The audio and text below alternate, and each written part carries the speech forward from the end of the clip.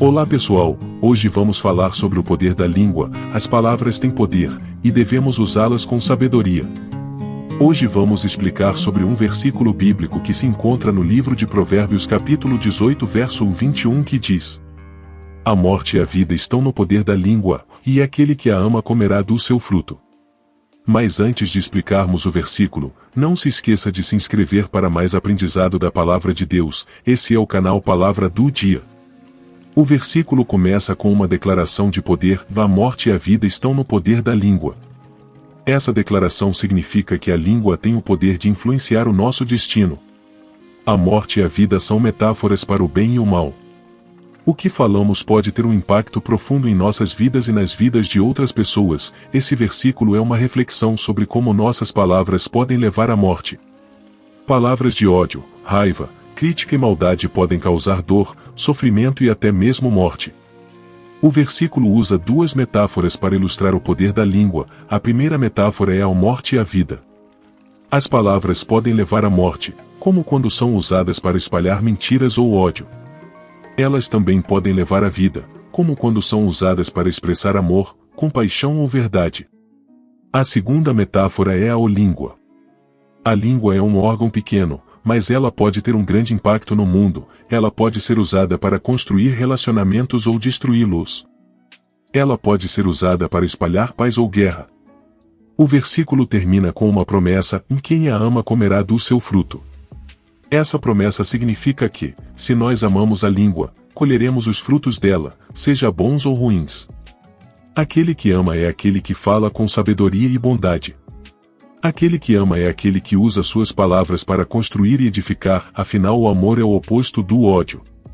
O versículo nos ensina que o amor pela língua pode levar à morte.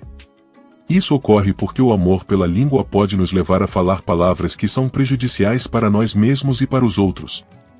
O significado teológico desse versículo é que as palavras têm poder. Elas podem ser usadas para construir ou destruir, para amar ou odiar, para curar ou ferir. A língua é um instrumento poderoso, e devemos usá-la com sabedoria. Esse versículo é subestimado porque muitas pessoas não percebem o poder da língua. Elas falam palavras sem pensar nas consequências. Esse versículo nos ensina que devemos ter cuidado com as palavras que falamos, pois elas podem ter um impacto profundo em nossas vidas e na vida dos outros. Esse versículo é interessante porque ele nos desafia a pensar sobre o poder da língua.